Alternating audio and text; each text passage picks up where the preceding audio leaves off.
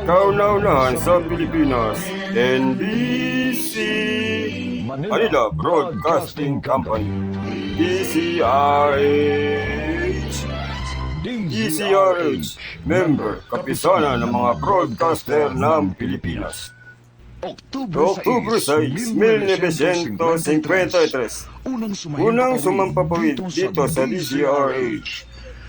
Nagkamit na ng di mabilang na gawad karangalan. At noong Oktubre taong 2002, ipinagkaloob naman ang kapisanan ng mga broadcaster ng Pilipinas ang Lifetime Achievement Award kay Tia ang kasaysayan sa mga liham kay Tia Deli.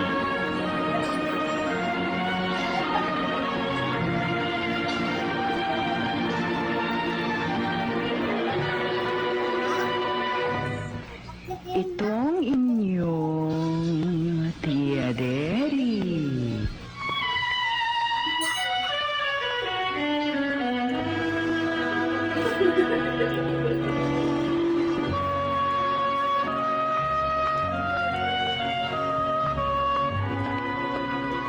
Kumusta, mga ginigiliw kong tagapakinig?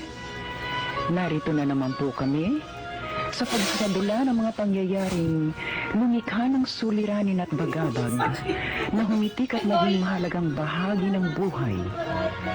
Mataos naming layo ni magdulot na ikagagaan, kundi ng tuluyang ikapapawi ng hapdi at kirot, ng pagdurusa o agam-agam.